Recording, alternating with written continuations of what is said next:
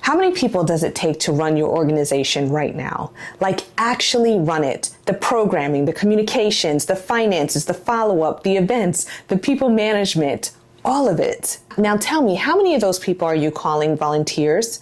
Because I want to have an honest conversation today about something that doesn't get talked about enough in nonprofit and faith-based spaces. Just because you haven't called someone an employee doesn't mean they aren't one.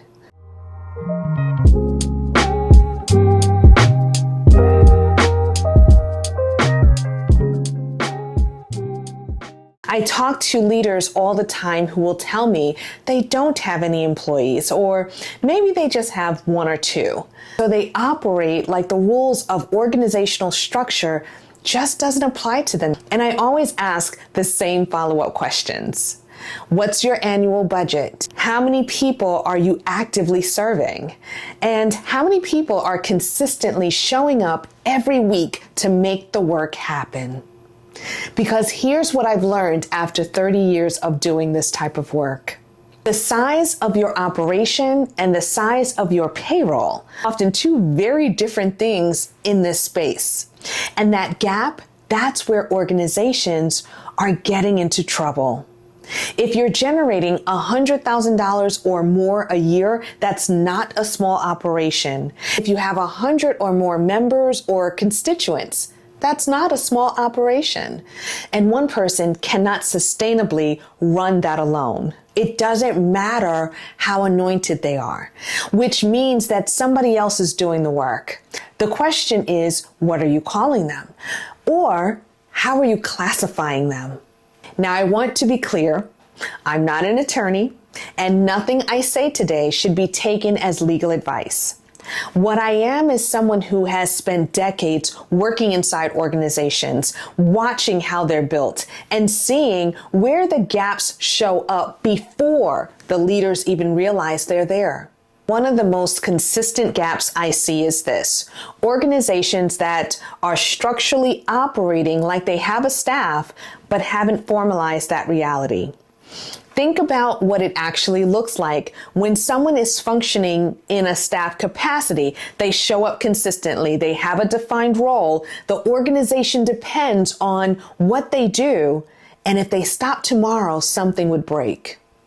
That's not a volunteer in the traditional sense. That's a role. And when roles aren't structured properly, when the people filling them don't have clarity about what they are and what they're entitled to, it creates risks. Organizationally, relationally, and yes, potentially legally. So let me make this practical because I want you to see yourself and your organization in this. You have someone who shows up every single week. They manage your social media. They handle your communications. They're coordinating events. They've been doing it for 2 years. You give them a small stipend and call it a love offering. Or you have someone running your children's ministry. Every Sunday, every event, every training, they're not on payroll. But if they stopped showing up tomorrow, everything would stop with them. Or your bookkeeper. They've been handling your finances for 3 or more years. You send them something at the end of the year and move on. I'm not here to tell you what those relationships legally are. What I am here to tell you is that those situations deserve a closer look, because operating on assumption is not stewardship. Now, I want to go a little deeper than just the organizational piece, because I think the reason this pattern is so common, especially in faith-based spaces, isn't carelessness, it's theology.